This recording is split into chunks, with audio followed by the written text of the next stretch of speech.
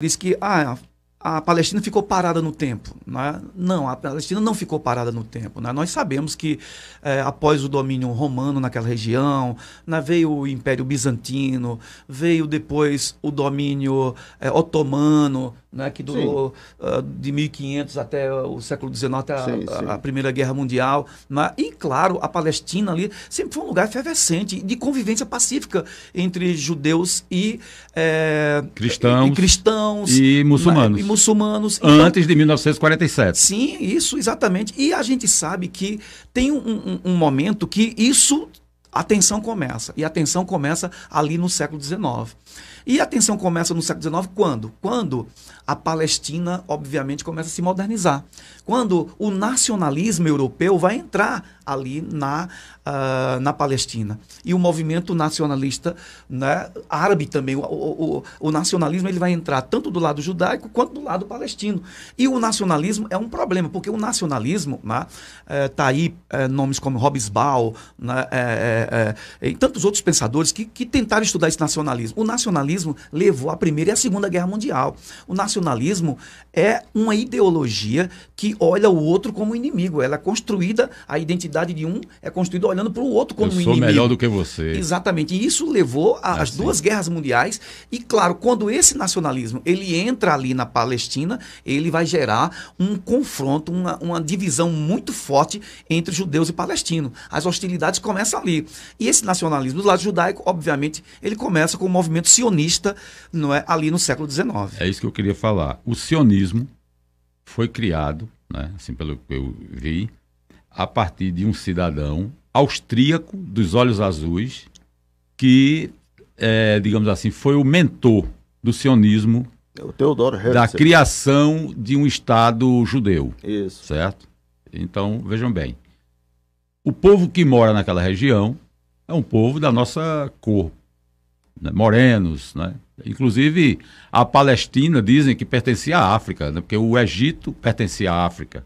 E a Palestina já pertenceu ao Egito, né? Então, são morenos, são pessoas... Até porque o sol lá é causticante também, e tem desertos e tudo mais. E aí um austríaco, um camarada, quer dizer, ele era judeu, mas austríaco, que teve a ideia, né? Ele foi o mentor de uma... podemos chamar o sionismo de uma ideologia? Sim, e de esquerda, inclusive. É uma ideologia, sim, né? Sim. Então, tem que criar o Estado judeu. Aí vamos procurar, não, pode ser lá na Argentina, lá na Patagônia. Não, mas tem ali a Palestina, vamos para lá? Sim. Os 3 tipos de sionismo. Sionismo político, 1897. Luta pelo estabelecimento de um Estado judeu. Sionismo religioso, início em 596 a.C. até os dias de hoje. Anelo pelo retorno a Jerusalém, a terra prometida. Sionismo socialista, criado por judeus de esquerda. Criação de instituições, imigração judaica e construção de kibbutzim, colônias judias na Palestina. Antes de Theodor Herzl, a comunidade Edzheim na Holanda, há 4 séculos atrás, pensou que isso seria possível aqui no Recife, inclusive. Recife. Recife tinha não, né? Teve a primeira sinagoga das Américas aqui. Foi um dos primeiros esforços de estabelecer um Estado judeu. O historiador Ronaldo Weinfels vai escrever a obra Jerusalém Colonial, justamente narrando como se deu todo esse processo que não vingou, né? Mas por pouco Israel não seria aqui em Pernambuco. Essa eu não sabia, quer dizer que o Recife estava na visão da comunidade judaica para instalar o Estado judeu aqui. Perfeitamente. Então, mas aí isso ajuda a esse debate. Veja, então, os judeus, o que é que eles tinham a ver com aquela região que eles escolheram? Não. É isso que eu quero saber. Tem espaço para falar? Vamos lá agora. Vamos falar então. Vamos lá, veja só. O povo judeu, desde o início do seu processo, ele não tem uma cor de pele definida, né? Que esse foi o dado que ele foi trazido, né? Ou seja... Porque os judeus estavam na Europa, desde 1400... Não é isso, não. Quando o povo judeu sai de lá do Egito, há 3.500 anos atrás, o texto diz que junto com o povo judeu subiu uma grande mistura de gente de todas as cores. Então o povo judeu não tem uma feição. Por exemplo, uma das comunidades mais antigas do mundo judaico é a comunidade de Kaifeng, na China. É tudo de olho puxado. E você não imagina Abraão de olho puxado. É. E todavia está lá, né? Existem os judeus etíopes na África, na Etiópia, ainda hoje. É uma comunidade antiga. Como né? tem muçulmano também na África. Né? Perfeitamente. Então, tanto muçulmanos quanto judeus não têm uma afeição definida. Então, querer dizer que... Eu estou falando da região ali, Sim, Palestina. Mas é isso que eu estou tentando chegar lá, né? Estou construindo o argumento. Então, querer dizer que alguém tem direito à terra ou não, por causa de traços de feição, isso não ajuda.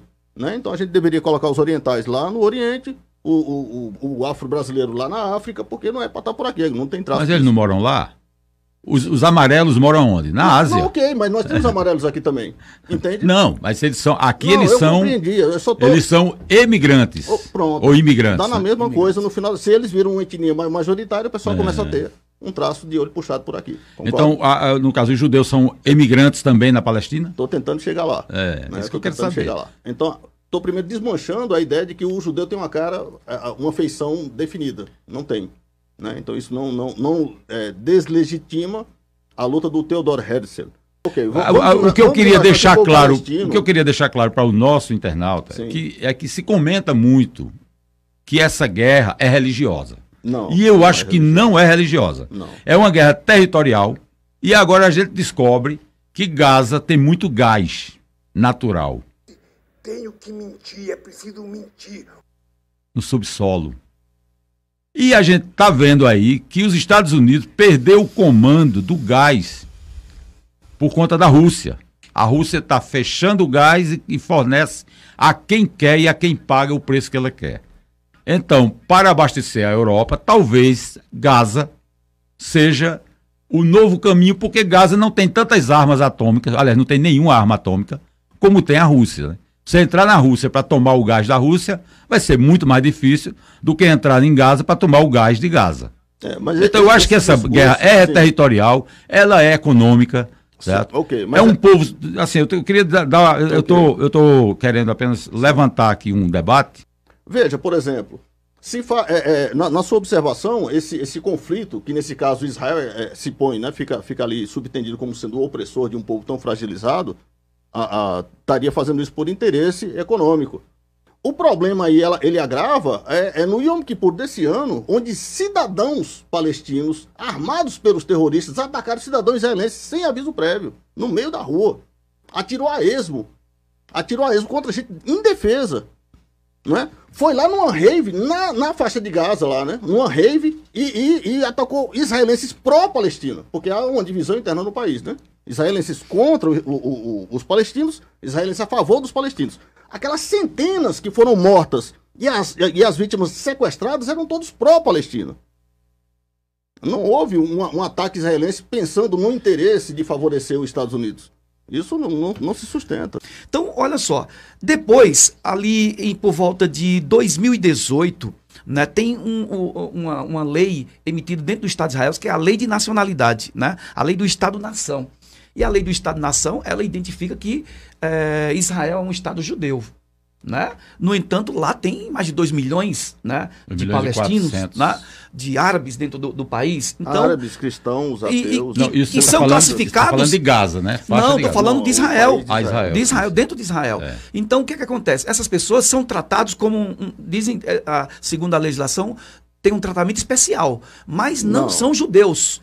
Não são judeus. Não é? Então, por fato de não ser judeus, eles têm um monte de restrições. É como se eu pudesse... Não é verdade. Não é verdade. Mas... Não é verdade. Se o senhor for para Israel, for lá no Muro das Lamentações, por exemplo, você vai ver árabes passando tranquilamente, sem ninguém ter problema ali. Se o senhor fizer esse mesmo passeio lá na mesquita de Omar, que fica acima do muro, só entra muçulmano. Então Israel dá privilégios para os muçulmanos, para evitar problemas. Não. Do lado... Mas é verdade, eu estive lá por 2 vezes. É verdade. Eu vi com os meus olhos. É verdade. Essa coisa de apartheid, isso é uma conversa que comove, realmente comove. Mas veja... Isso é conversa? É conversa. Na realidade, ela não acontece. Apartheid que no domínio árabe, nenhum judeu pode prevalecer. No domínio judaico, o árabe prevalece. Não, mas... Só não agredir ninguém. Simples, a regra é muito simples. A sua fala, Rabino, tem uma contradição incrível com os organismos internacionais, com os documentos históricos. Não é? É complicado. A gente vê ali, por exemplo, você falou ali de prisão a céu aberto. Quem disse isso, prisão a céu aberto, que Gaza é uma prisão a céu aberto, foi o historiador judeu israelense, né, Ilan Pappé. Né? Foi ele que disse isso. Não é? Então, historiadores... Ele é de esquerda ou de direita? Olha, não sei se é de esquerda ou direita. Ainda há pouco você disse que o movimento sionista é um movimento de esquerda. O movimento sionista não foi um movimento de esquerda. O movimento sionista é um movimento nacionalista, que tinha várias nuances. Tinha uma nuance de esquerda, que foi a experiência de criação dos kibbutz. Vamos um de cada vez. Mas não dá para identificar. Não, dá sim, claro que dá. À luz dos próprios historiadores israelenses, não. Não, claro que dá. Não dá. Dá, claro que dá. Olha, o movimento sionista ele é de esquerda, antirreligioso e pró-nacionalista. O senhor é de esquerda? Não sou de esquerda. Um forte abraço!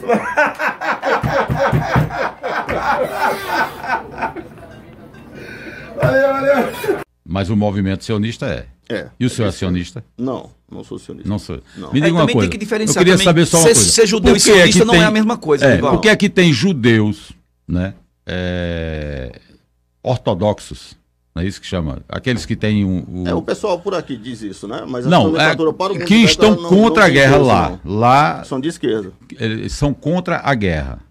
São de e esquerda. a polícia, eu vi a polícia batendo neles e arrastando eles pelo chão. Porque desde o surgimento do Estado para agora, aí a coisa ela vai mudar um pouco do seu viés. Então lá também tem esquerda e direita, né? Sim. Mesmo no sionismo, aliás, entre os judeus. Israel, que não é um Estado exclusivamente judeu. Por exemplo, no parlamento tem gente de outras religiões, inclusive árabes. Isso. Eles fazem parte de boa parte da bancada do Senado. Com muitos limites, evidentemente. Mas faz parte, concorda? Concordo. Busque qualquer judeu no parlamento de qualquer país árabe. Busque um. Tá entendendo? Então, vamos lá. O que é que acontece? Mas dentro desse país árabe, o judeu não tem representatividade para ter... Oxi. Claro que tem. Se deixar, tem, né? Se não matar, se não decapitar as criancinhas, não tem, se não estuprar, tem. É só deixar. Não deixa aí não prospera mesmo, né? O Ilan Papé, que é o historiador, ele tem o livro que ele lançou mais recentemente, é um livro chamado de limpeza étnica na Palestina. Ele fala em limpeza étnica. E o que é que ele pesquisou? Ele era um historiador que morava em Haifa, ele era um judeu, né, que morava, e ele foi estudar, e quando ele viu os documentos... Uma pergunta, quem está propondo a limpeza étnica? É o povo palestino ou o povo judeu? É o povo judeu. O povo judeu. É o povo judeu. Olha só. A única democracia no Oriente Médio, a única democracia, inclusive, tem o povo negro, o povo branco, o povo chinês, todos eles considerados igualmente chineses. Como é que você consegue limpar etnicamente o povo desse? Então, olha só. Isso é um disparate, rapaz. Isso não faz sentido. Até o historiador judeu. Esse rapaz é doido. Não, olha. Doido. Ele tem um outro livro. Não tem juiz, não. Ele tem um outro livro. Judeu, né? Ele é um judeu. Mas tem gente doido no mundo. Ele teve que fugir de Israel porque porque é doido. Porque ele foi para os documentos. Ele foi para os documentos e encontrou lá a palavra desarabizar a Palestina, não é? Ele foi lá, ele estudou o Ben Gurion, né? Ele estudou o movimento sionista e ele foi aos documentos, inclusive documentos que Israel franqueava e que hoje já não franqueia mais, entendeu? Então foi ele que conseguiu ver, né, toda essa limpeza étnica que vem acontecendo com o povo palestino. Eu tenho aqui uma pergunta interessante, uma colocação interessante de Jânio Leite, mas eu queria dar aqui uma boa tarde para Zenaide Matos. Boa tarde, Rivaldo, convidados, uma grande aula estamos assistindo. Obrigado. Jânio Leite, a humanidade, Veridiano e Maurel, a humanidade foi em defesa dos judeus durante o massacre alemão na Segunda Guerra. Não por serem judeus, mas por serem humanos. E hoje a humanidade se une em favor do povo palestino, não por serem palestinos, mas por serem humanos. Veja bem. Combatemos os alemães naquela época, não por serem alemães, mas por serem nazistas. E hoje combatemos os israelitas por serem judeus. E hoje combatemos os israelitas por serem judeus. E hoje combatemos os israelitas por serem judeus. Não por serem judeus, mas por serem sionistas que massacram inocentes. Essa é uma colocação. Vou limpar aqui a pauta, né? Segura essa aí de Jânio para comentar. Neto Oliveira, debate muito equilibrado. Uma hora o rabino bate, outra hora o professor apanha. Ó, tá vendo aí? Muito equilibrado, ele está dizendo. Parabéns pelo debate, Rave, muito bom. Cícero Batista. Alexandre Passos Pires. Nesse debate o preconceito é evidente. Aviltante, aliás, aviltante. Alexandre de novo. Sionistas são subservientes do império. Deve ser dos Estados Unidos, ele está dizendo. Okay. Mariana Gomes, até para haver guerra é necessário ter legislações. E quem violou as normas foi o Hamas. Vale ressaltar que não foi Israel quem iniciou o conflito. Isso é um discurso antissemita. A Mariana Gomes está dizendo. Vamos lá. Vamos lá, pessoal. Então, assim, por que esse ódio do mundo árabe contra os judeus? Quem está certo nessa questão? Teve uma menina aqui que disse que quem começou foram os palestinos. Mas pela história, de 75 anos, os palestinos, ou chamados palestinos, como disse o Rabino, pelos ingleses, né? Foi denominado de palestino pelos ingleses, segundo sua informação. Mas existia lá esse povo, já existia. Então eu chego, você chega na casa do seu vizinho. Eram dois grupos ciganos. Vamos dizer que o prefeito da cidade de Caruaru chega na sua casa e diz: olha, a metade da sua casa agora é de fulano. Fulano vai morar aqui junto com você. Mas esse fulano estava lá ou não? O que é que você... Esse fulano estava lá já ou não? Os judeus estavam lá? E não estavam. No governo britânico tinha comunidade judaica lá. Em 1500. Tinha. Sim, mas peraí, calma. Tinha um pouco. Eu disse no início aqui do debate, que tinha lá 10% de judeus, que tinham católicos, né? Sim. Cristãos católicos, sim, e que tinham muçulmanos. A maioria era muçulmano daquela região. Sim. A maioria era muçulmano. Sim. Mas veja, não é verdade? Se a maioria é que dita, então isso é através de uma democracia. Então como é que alguém chega na sua casa? Democracia não existia o começo desse conflito. Outra coisa que você perguntou, Rivaldo, a origem do ódio. Né? A origem do ódio está exatamente quando chega o nacionalismo sionista ali na Palestina, do lado judeu, né? E obviamente depois o nacionalismo palestino. Então o que acontece? A criação do Estado de Israel, né? Quando o Estado foi criado, 750 mil palestinos tiveram que deixar. Não é? Não, então, não foi, eles não deixaram aquilo ali voluntariamente, não. Não é? O que se tinha comprado de terras ali, Rabino, não chegava a ser 7% do território. Né? 7% do território foi realmente comprado por judeus que se estabeleceram ali.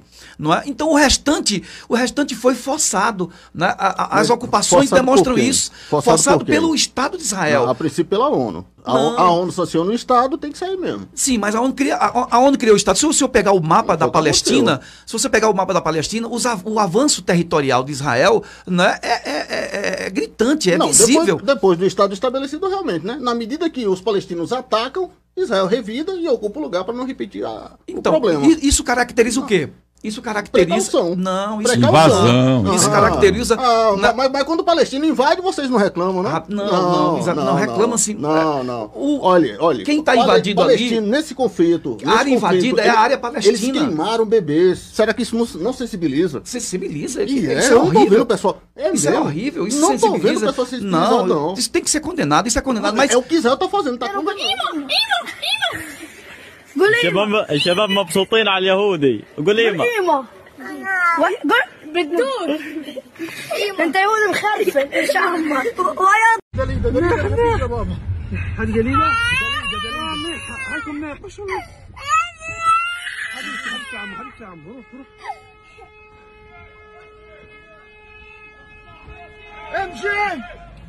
امشي منيحه ما شاء الله عنك ما شاء الله منيحه heading to the place that got striked and just people gave me these two babies. They are injured by the bombing. I just see them. You're fine.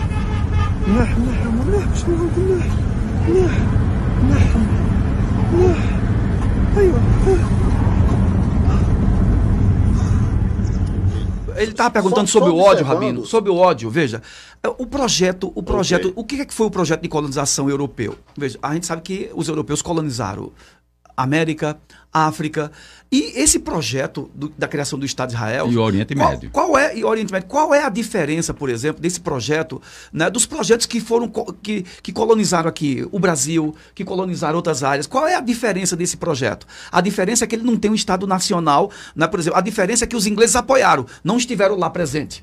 Não é? A diferença. Mas não deixa de ser um projeto de colonização. Né? Então, você disse no panfleto de propaganda, né? 75 anos. Né? Ainda é um projeto que, criado um Estado nacional, né? Aos modos do Ocidente, né? O projeto do Estado de Israel é um projeto europeu. Né? Os europeus influenciam. Por que os europeus patrocinaram a criação Uma pessoa daquele disse Estado essa ali? semana que Israel é um grande porta-aviões instalado no Oriente Médio.